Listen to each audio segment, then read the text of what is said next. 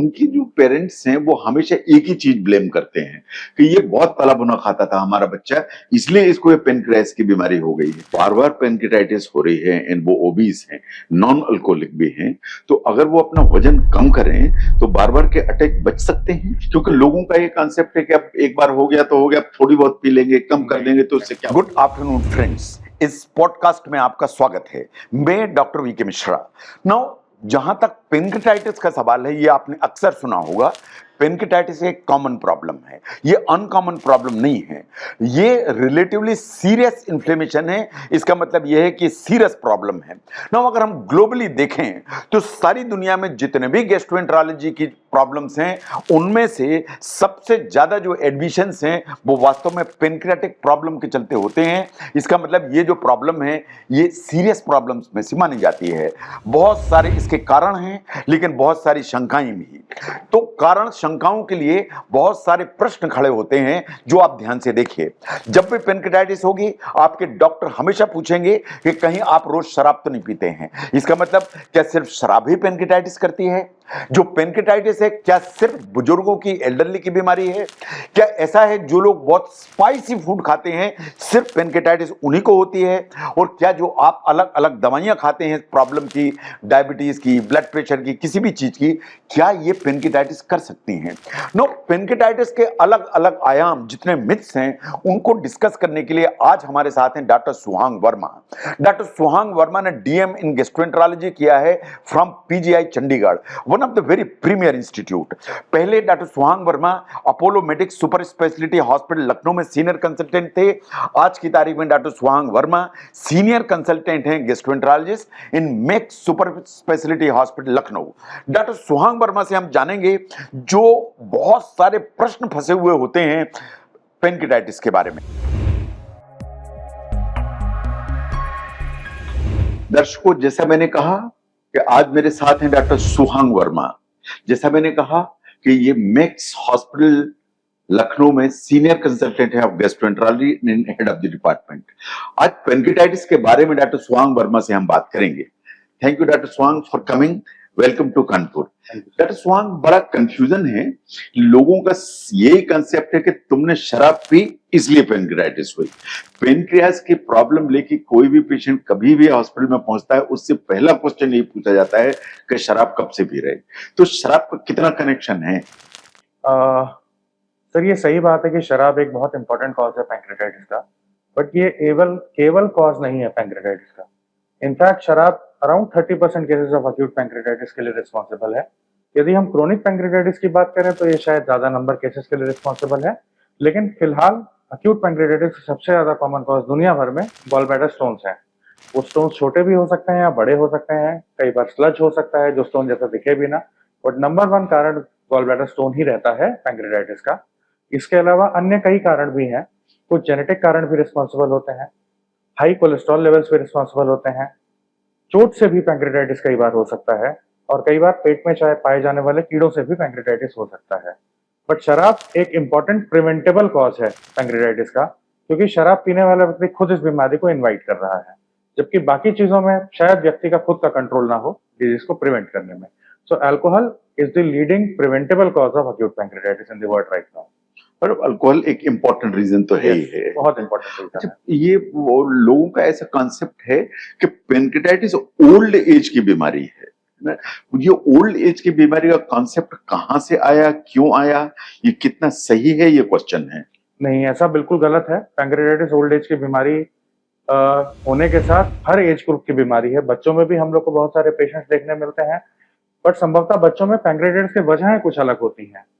In fact youngsters में बहुत सारे पैंक्रियाटाइटिस के केसेस आजकल शराब के कारण देखने मिल रहे हैं। मोटापा बढ़ने के कारण गॉल ब्लैडर स्टोन की प्रेवेलेंस बढ़ रही है। इस कारण से गॉल ब्लैडर स्टोन से होने वाले पैंक्रियाटाइटिस का रेट यंगस्टर्स में भी बहुत मिल रहा है। तो ऐसा बिल्कुल भी नहीं है कि पैंक्रियाटाइटिस बूढ़े लोगों की बीमारी है, किसी भी एज में हो सकता है। यंगस्टर्स में बहुत कॉमन है, और यंगस्टर्स में भी उतनी ही फेटल है जितनी ओल्डर इंडिविजुअल्स में है। बट जब बुजुर्ग लोगों में पैंक्रियाटाइटिस होता है, क्योंकि उनके अंदर ऑलरेडी बहुत सारी बीमारियां चल रही होती है, उनके शरीर के रिजल्ट्स ऑलरेडी बहुत कम होते हैं, तो शायद ये उस एज ग्रुप में घातक बहुत हो जाती है, जो कि यंगस्टर्स समहाउ सर्वाइव कर सकते हैं उस चीज को। नहीं, तो ये जैसे यंगर एज ग्रुप में होती है तो मैंने कभी देखा है कि बच्चों में भी दिखाई देती है। अच्छा, उनके जो पेरेंट्स हैं वो हमेशा एक ही चीज ब्लेम करते हैं कि ये बहुत तला भुना खाता था हमारा बच्चा, इसलिए इसको ये पेनक्रियास की बीमारी हो गई है। तो क्या जो फूड है अगर स्पाइसी है, उसको हम पेनक्रियाटाइटिस से जोड़ सकते हैं? इस चीज का कोई फिलहाल एविडेंस नहीं है कि खाने पीने से या मसाले खाने से या मिर्च खाने से पैंक्रेटाइटिस होता है। किसी भी डाइटरी सप्लीमेंट से भी डायरेक्टली पैंक्रेटाइटिस का लिंक अभी तक नोन तो नहीं है। हम्म। केवल और एक खाद्य पदार्थ जिससे पैंक्रेटाइटिस का लिंक है वो है शराब। शराब। इसके अलावा किसी भी खाने पीने, तला भुना, बाहर का खाने, अन्य बीमारियां हो सकती हैं उससे, लेकिन शायद पैंक्रेटाइटिस डायरेक्टली लिंक नहीं है। हाँ, बाहर का खाना बहुत ज्यादा खाना, प्रोसेस्ड फूड बहुत ज्यादा खाना मोटापे का एक रीजन हो सकता है। मोटापा गॉलब्लैडर स्टोन की प्रवृत्ति को डेवलप कर सकता है और वो एक रीजन हो सकता है पैंक्रेटाइटिस डेवलप होने का। नहीं, लेकिन क्या मोटापा बिना गॉलब्लैडर स्टोन के भी एक रिस्क फैक्टर है फॉर पैनक्रेटाइटिस? यस, हो सकता है, क्योंकि मोटे लोगों में कई बार मेटाबॉलिक सिंड्रोम डेवलप होता है और मोटे लोगों में मेटाबॉलिक सिंड्रोम के साथ कई बार फैटी पैंक्रियाज डेवलप हो जाता है। फैटी लिवर डिजीज बहुत प्रचलित है, हर किसी को पता है, हर अल्ट्रासाउंड में आजकल फैटी लिवर डिजीज आता है। बट उसी तरह से फैटी पैंक्रियाज भी एक बीमारी होती है और फैटी पैंक्रियाज अपने आप में एक रिस्क फैक्टर होता है पैंक्रेटाइटिस का अटैक डेवलप होने का, जिसमें ये अटैक स्पॉन्टेनियसली भी डेवलप हो सकते हैं और कुछ प्रक्रियाओं के बाद भी डेवलप हो सकते हैं, जैसे पोस्ट ईआरसीपी पैंक्रेटाइटिस। उसका रिस्क मोटे लोगों में ज्यादा रहेगा। दूसरी चीज है, यदि मोटे लोगों में पैंक्रेटाइटिस डेवलप होता है तो उनमें सीवियरिटी ऑफ डिजीज यूजुअली ज्यादा देखी जाती है। So obesity is a direct risk factor for severe disease. इसका मतलब ये है कि जिन्हें बार बार पैनक्रेटाइटिस हो रही है एंड वो ओबीस हैं, नॉन अल्कोहलिक भी हैं, तो अगर वो अपना वजन कम करें तो बार बार के अटैक बच सकते हैं? बहुत स्ट्रॉन्ग एविडेंस इस चीज का नहीं है, लेकिन संभवतः एक पॉजिटिव इम्पैक्ट हो सकता है। यदि पैंक्रेटाइटिस में नहीं भी होगा तो दूसरे फील्ड्स में तो होगा। तो डेफिनेटली वेट कम करना तो प्रमोट किया जाना चाहिए। अच्छा, अभी तो आज की तारीख में बहुत सारे पेशेंट्स हैं जो बहुत सारी मेडिसिन लेते हैं। कोई डायबिटीज की मेडिसिन लेता, कोई ब्लड प्रेशर की मेडिसिन लेता, कोई सीजर डिसऑर्डर की मेडिसिन लेता है। क्या कुछ मेडिसिन भी पैंक्रेटाइटिस का कारण बन सकती हैं? बिल्कुल सर, बहुत सारी दवाइयों से पैंक्रेटाइटिस होना नोन है। इनमें से कुछ दवाइयां बहुत commonly recognised cause of pancreatitis होती हैं, जैसे कि आज़ाथाइप्रिन, जो कि एक इम्यूनोमोडुलेटर ड्रग है। इसके अलावा किसी भी ड्रग से यदि हम स्टडी करें लिटरेचर को, तो बहुत सारे ड्रग से रेयरली पैंक्रेटाइटिस होना डिस्क्राइब्ड है। क्लियर कट प्रूफ कई बार नहीं मिल पाता कि दवा से हुआ, लेकिन फिर भी यदि एक बार किसी को पैंक्रेटाइटिस किसी नई दवा शुरू करने के बाद हो जाता है और कोई दूसरा कारण नहीं मिल रहा है जिससे हम अट्रीब्यूट कर सके कि पैंक्रेटाइटिस का कारण है, तो वो ड्रग दोबारा उस व्यक्ति के अंदर नहीं शुरू करना चाहिए। नाउ, जैसे गॉलब्लैडर स्टोन के चलते पैंक्रेटाइटिस होती है, जैसे अभी आपने कहा कि gall stone are one of the important reasons, तो जैसे अटैक खत्म जब हो जाता है तो क्या बहुत जरूरी है कि गॉलब्लैडर स्टोन की सर्जरी होनी ही चाहिए? बहुत ज्यादा जरूरी है कि गॉलब्लैडर स्टोन की सर्जरी हो जानी चाहिए और गॉलब्लैडर स्टोन नहीं, गॉलब्लैडर हट जाना चाहिए। क्योंकि यदि हम गॉलब्लैडर को छोड़ देते हैं तो हमने सोर्स ऑफ पैंक्रेटाइटिस को हैंडल नहीं किया है।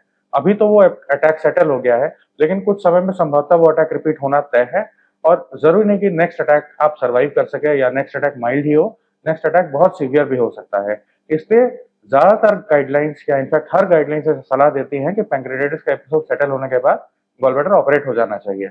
यदि हल्का एपिसोड है पैंक्रेटाइटिस का तो प्रेफरेबली हफ्ते या 1 महीने के अंदर ही हो जाना चाहिए ऑपरेट। यदि बहुत सीवियर अटैक रहा है तो 2 से 3 महीना वेट करके, जब तक पेशेंट पूरी तरह से रिकवरी नहीं शो कर पाता है, उसके बाद इसको ऑपरेट करके हटा देना चाहिए।